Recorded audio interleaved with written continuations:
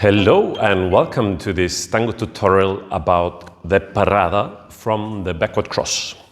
What is a parada? Parada means to stop, and we can use it for any movement in tango. In particularly, we use it for ochos, forward and backward. Very often, first we learn to do how to do ochos, and then we decide to stop one, and we have this position. Today we will see that we start directly from the parada, and afterwards we will see a different variation too. What is important with the parada?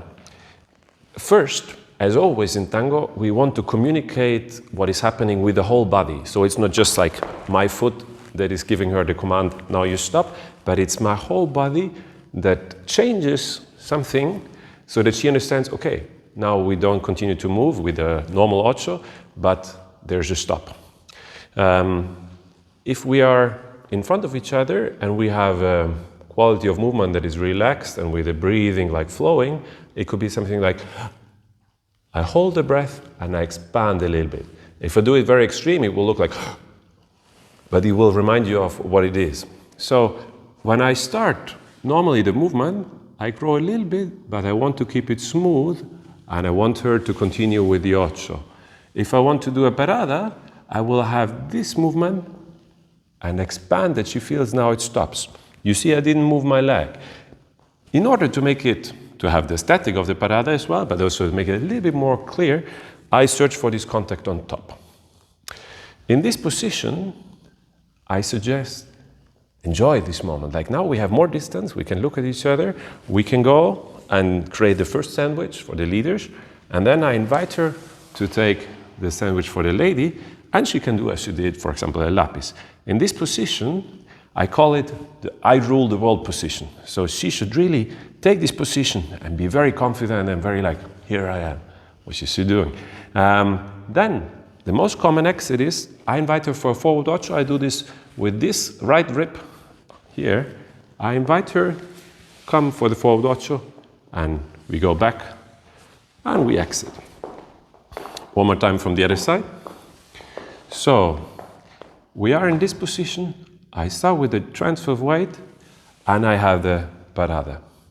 I take the sandwich position. Now it depends on the navigation. I can go just back like here, or I could go further and say, okay, I want to have this line and have it again like this.